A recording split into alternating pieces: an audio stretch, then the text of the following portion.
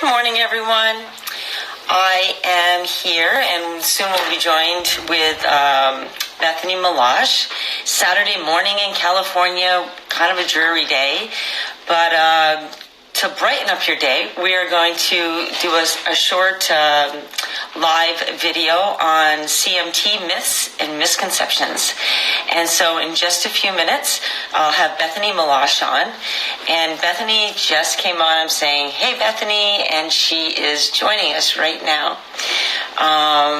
So let me get her on here.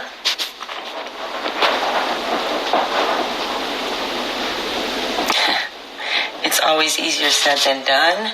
Here we go. Getting good at technology. Well, she's not on yet, so let's see how good I am. So it's myths and misconceptions, and Bethany will be on in just a second. Here, let me try to get her on again. Here we go. Let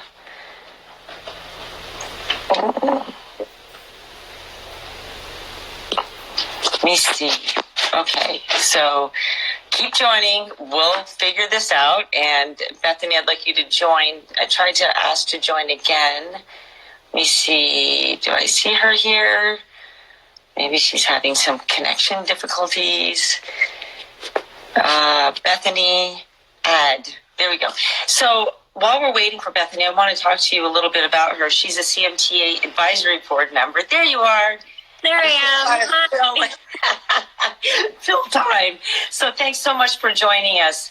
Bethany Malash is living in London right now with her husband, Josh. And she is the author of How Should a Body Be?, which is available on Amazon. And it's such a great book. So I encourage you to go out and buy this book and read it. Such a heartfelt and warm and inspiring and uplifting story. So thank you for writing this, Bethany, for our community. And Bethany is also on the CMTA advisory board. We also asked her to do a lot. She's also an active speaker. She speaks so well and just from the heart. And she has experience in CMT because she has CMT and it's in her family. And she writes articles, and she's an avid advocate for people with CMT. Did I miss something?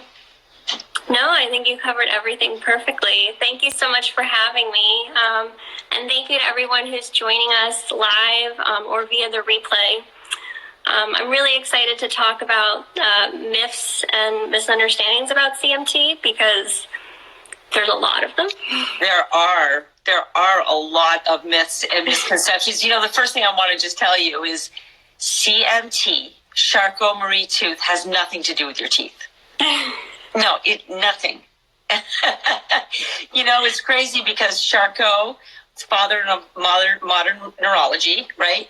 Tooth, his disciple, Marie, his disciple, and Howard Henry Tooth from England. His last name got stuck to the end of Charcot Marie and Tooth. So when you say it, since it's French, you say Charcot Marie Tooth. And guess what? Everybody just hears tooth. So, You know, even in our CMTA Facebook group, people with teeth problems or gum disease, they try to, join the group, and we have to politely say, this isn't the right group for you. But it has nothing to do with your teeth. So that was one thing I just wanted to get out there off the bat. Do you have one? Do you have something, a misconception or a misunderstanding? Yeah, I do have one that, I've been a victim of a lot of these myths, unfortunately, which is why I'm very passionate about it. Wait, sorry, I just saw a comment. I know, I just saw a comment too. Go ahead, say it. We had a dentist asking to see our poster and get his students in our lab. Oh, that's so nice that he was interested in CMT. Yeah, I was at the dentist just last week, and every time I see a new dentist, I'm just dreading the conversation. But when I was first diagnosed with CMT, and I write about this in the first chapter of my book that you were holding up, I talk about the diagnostician and how it felt to have someone sort of look at my body for signs of disease, right? And I'm describing that first appointment and sort of how cold it felt to have someone sort of clinically looking at you for what's wrong. And one of the bits of dialogue in the book is the neurologist explaining to my parents and to me that CMT gets worse every generation. Oh. And so even though my dad was mildly affected and my grandmother was mildly affected, I was going to be much worse. And since it's in the book and it's published and it's out there, I've had people now ask me about that and say, oh, is that true? We didn't know that. And no, it is not true. The neurologist was totally wrong. I think at some point that was a really prevalent belief that it did get worse with every generation. But the experts I know now in the disease are not saying that any longer. I guess that doesn't mean 100% that it's not true, but there is not the studies and the proof to say that that's true. Right. And what a damaging thing to tell families. No, that's true. Because if you're, especially as a child diagnosed, how old were you when you were diagnosed? I was 12. Yeah. So what did you think then? I mean, gets worse every generation. Yeah. Well, and in the same diagnostic appointment, that neurologist suggested I should never have children. Oh, that's nice. At 12 years old. Maybe things you don't need to tell a 12-year-old. Good point. Good point. So another misconception. So that was a good one. That was a really good one.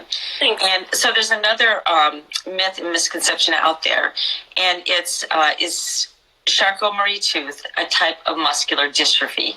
And we love the Muscular Dystrophy Association. MDA is great. They have cancer kids. They're wonderful. So this is not anything about Muscular Dystrophy Association, but CMT is a nerve disease. It's a disease of the peripheral nervous system. Everything outside the brain and spinal cord, right? Peripheral nerves. Muscular dystrophy is, so let me go back to CMT. It's a peripheral, it affects peripheral nerves, but since the peripheral nerves are affected, then it in turn affects the muscles, and the muscles atrophy, right? So you see it in your muscles.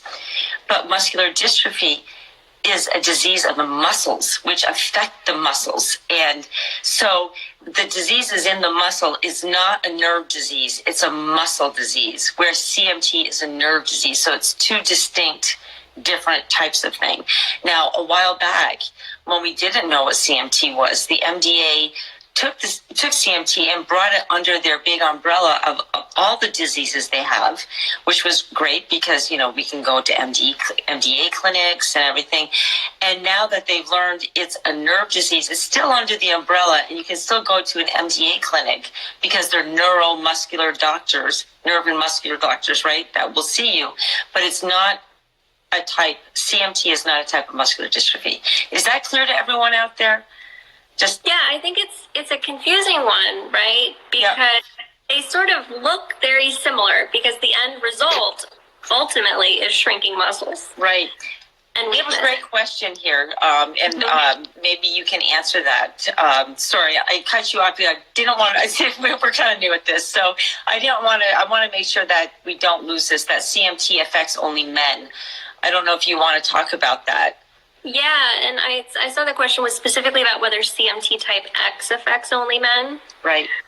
I think there's a lot of misunderstandings about genetics and inheritance. The CMTA website, cmtausa.org, has a lot of information on the inheritance patterns of the main types, or the most common types of CMT. So I don't want to misspeak. I'd really recommend reading the articles on your specific type of interest. But I can answer the CMTX question. I'm not a genetic counselor, but this is just what I know as a patient and someone who's been in this community for a really long time. CMTX does not affect only men. Women can absolutely have CMT type X, and they can exhibit symptoms of CMT type X. In general, women with CMT type X tend to be mildly affected compared to men with CMT type X, who tend to have more severe symptoms. The reason of that is men have an X chromosome and a Y chromosome, and women have two X chromosomes. if you have a faulty gene that's causing you trouble on an X chromosome, and you're a man, you've only got one X chromosome to work with, essentially, right? Women have a backup.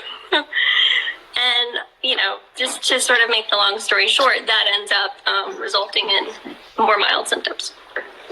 But you're right. I mean, for a better, not for a better, but a more comprehensive explanation of the genetics of CMT is pretty well outlined at the cmtausa.org. So thank you for describing that. And also the inheritance pattern is a little bit different with CMTX and CMT1 and 2. It's not autosomal dominant. So go check it out, and we can discuss genetics at another time. But that was a great question. Thanks so much for asking. And thanks for answering, Bethany. Thanks. I was hoping you'd have that answer. The genetics are always. If you're maybe confused about the inheritance pattern in your family, or maybe you're wanting to know what the chances are of you passing down CMT to your children or future offspring, see a genetic counselor. Yeah. This is what they do. They are great at it. They will help you figure it out. They're really excellent at explaining it.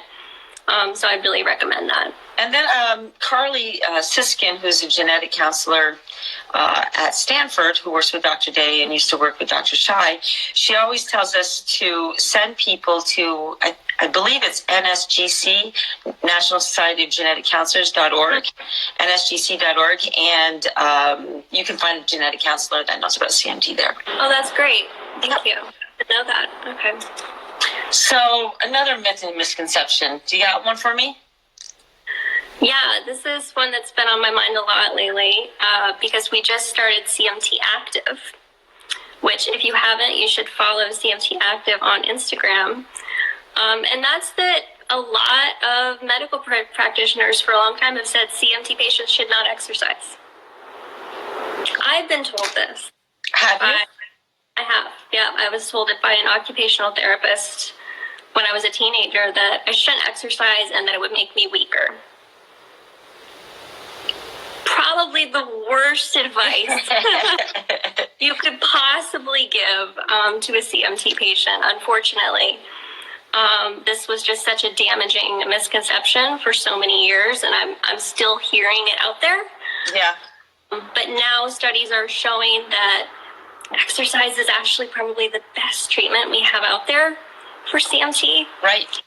And that patients who are, doing what they can to safely exercise and be mobile and be active are having much better outcomes. Yeah.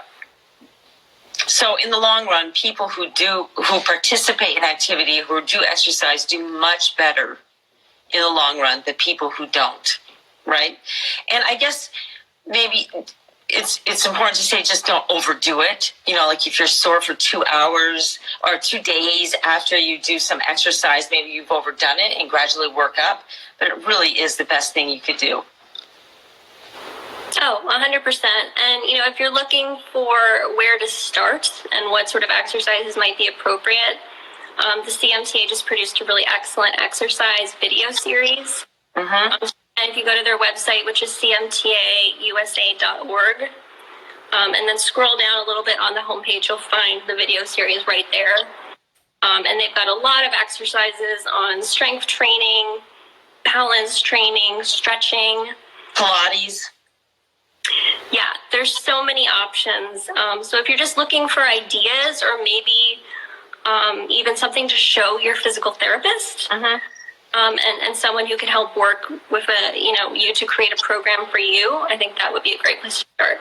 And talking about physical therapy and occupational therapy, we also created the OTPT guide to CMT, and that also is in the CMT website, cmtausa.org. So don't forget, go look for that, the guide to physical therapy and occupational therapy with CMT. And it was written by OTs and PTs who work with people with CMT every single day. Yeah, and don't be shy about educating your physical therapist and your occupational therapist. Not all of us, unfortunately, live near a center of excellence or, have a physical therapist or an occupational therapist who's really well-versed in the disease. Yeah. But if you find one that's willing to learn, send them the guide. That's right. What happens is they don't read it. But if they do, hopefully they will learn something and they'll be able to better serve you and be able to better serve other patients that they meet with CMT. Right. Okay, I have another one I just thought of, top of my head. Okay. So, people with CMT, so guess, let's just guess. People with CMT do not have pain. Is that true or false? Am I allowed to say the answer? No. When my son Johan had a lot of nerve pain in his feet, doctors were like, bring him to a psychiatrist. CMT does not cause pain. And guess what? What do you think? What's the answer? Yes, it can cause pain. Of course, it can cause pain in your joints because you're walking differently over time. So, a lot of people with CMT are prone to getting like knee replacements and hip surgery. And of course, your back, you can have scoliosis or kyphosis with CMT, and that creates pain. But it also, a certain percentage, I'm not sure what it is because people, not everyone we don't have all the data, but I hear a lot that people have nerve pain, and nerve pain in their feet, nerve pain in their hands, and burning pain and stabbing and shooting. And that's kind of the symptoms of nerve pain. And I hear that all the time, and my son has that. So, yes, CMT can cause pain. And if a doctor tells you it does not cause nerve pain, please change doctors. See a neurologist who knows CMT. And on the CMT website, we have a whole list of centers of excellence. There are more and more all over the United States with doctors who are familiar with CMT. And they can accept and understand what you're talking about. Because the worst thing is saying you don't have pain when you actually do. Right? Do you have pain, Bethany? Do you have any nerve pain? I'm very lucky in that I have very limited pain. I have a little bit of nerve pain that's more sort of like prickly in my feet, right? Which is definitely nerve pain. And prior to having corrective surgeries on my feet, I had a lot of pain from walking. Right, of course. But that's like a bone pain, right? Because my feet were so twisted. And thankfully, my surgeries took that pain away entirely. But I know other CMT patients who have chronic pain 24/7 and really struggle with that.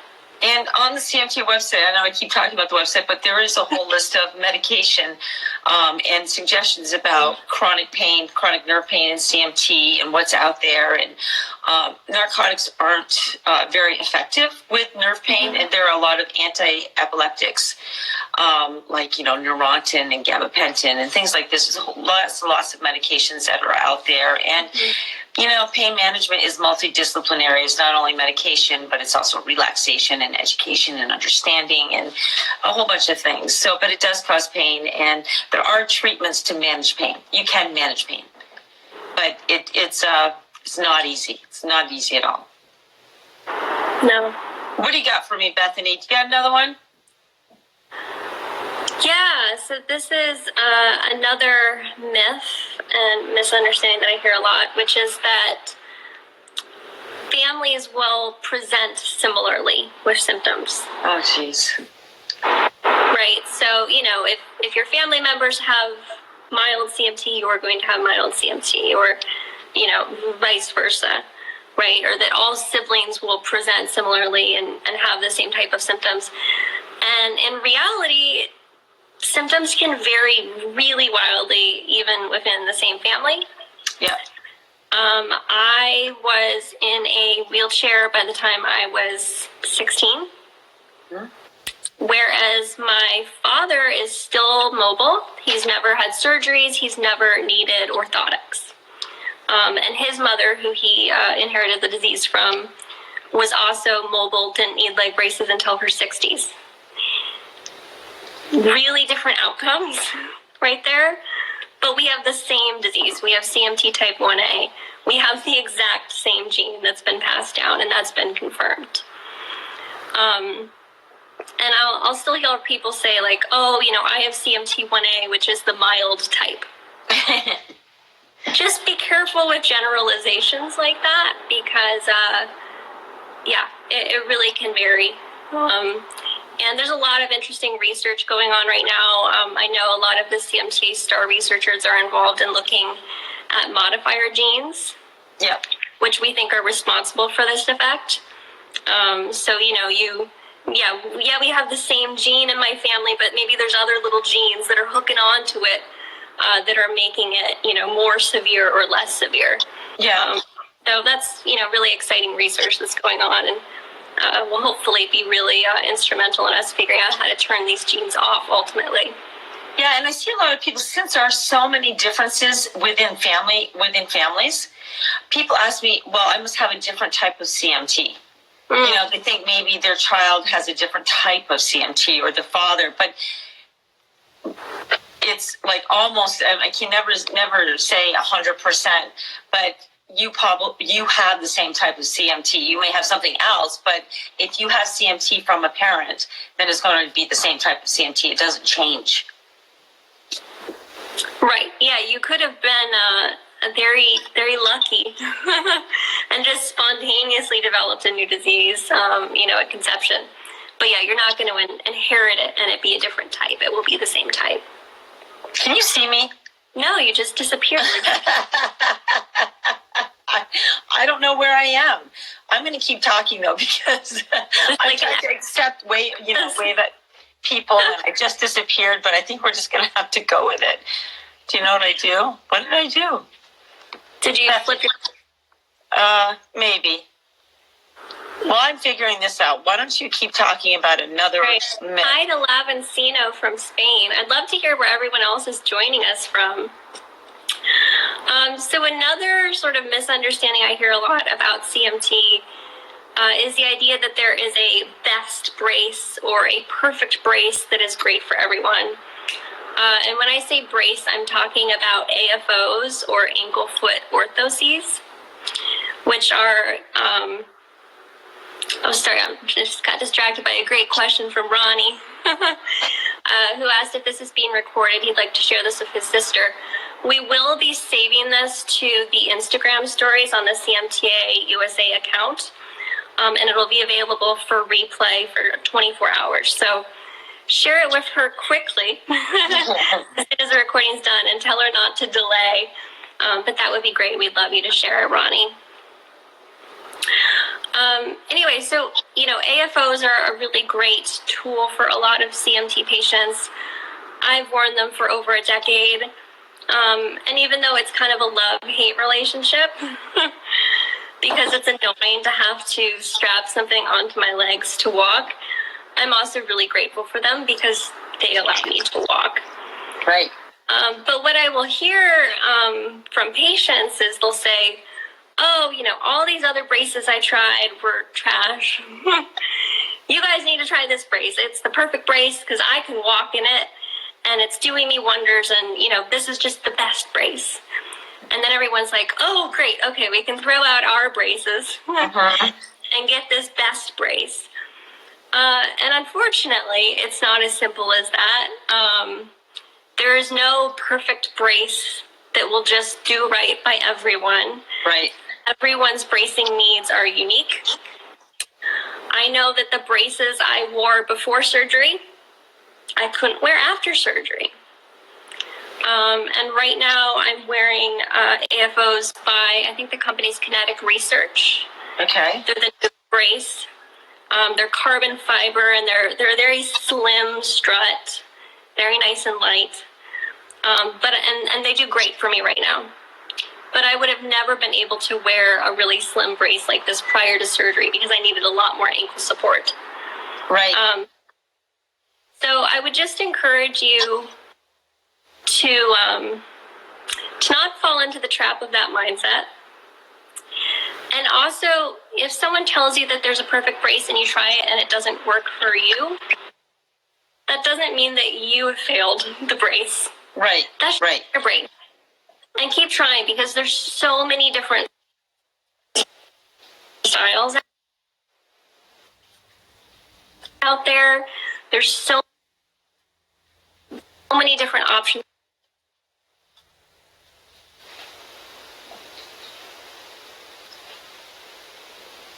So Bethany, I'm sorry to interrupt you, but Customization. It seems like there's some technical unfortunately, difficulties. it can take a lot of trial and error, but it's worth it. You cut out a little bit. I don't know if it was just for me or. So you cut out somewhat, so I'm not sure if everyone understood. Uh-oh. Can you hear me? You can't hear me? I think we're going to have to wrap it up because I think there's some technical difficulties. You kind of cut out towards the end. So I don't know what to do. Courtney, I want to tell you to hang in there. Can everyone hear me on, or is it just somebody tell me, whoever's listening, please, can you hear me or can you not hear me?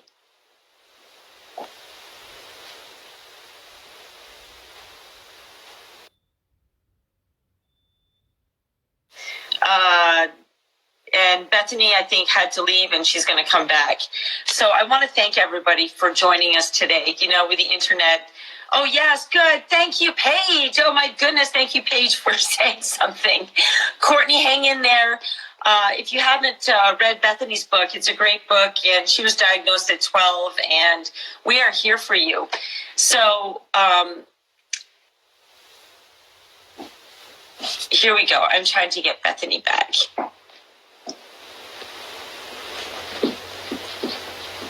I think we're waiting for her to join. The last myth and misconception. There you go. Hey, sorry about that. You just suddenly were muted for me.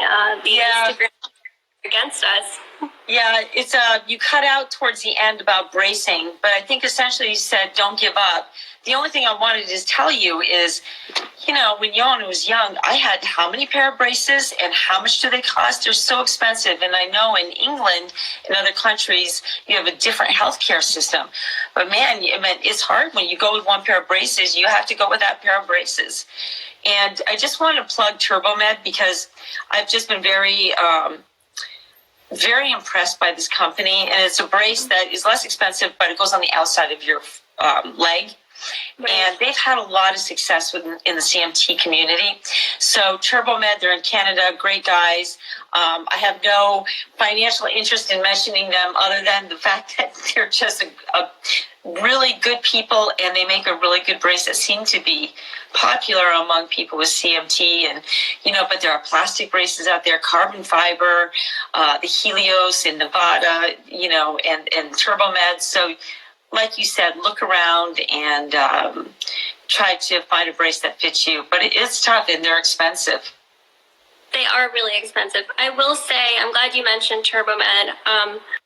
I've chose, they didn't work for me, which was really disappointing because I think they're really cool braces. Yeah. So Bethany, you're cutting out again. So I think we're going to have to end this. We're going to have to end. Because they go outside of the shoe. And to me, that was a really... So thanks, everybody, for joining us. I'm Elizabeth Oled. I'm a CMT board member and CMT advocate. And we will try to do this more often. Thank you so much for joining us. And I think there's some tech, you know, in England, you don't know about the internet there. Just kidding. It could be even in the Silicon Valley where I am. Thank you for joining us. We will post this so you can share. And today it was misconceptions. And join us on CMT Active. We're really going to be giving a lot of advice and trying to get that group going here in Instagram and on Facebook. That's coming in January. So thank you so much. Bye-bye.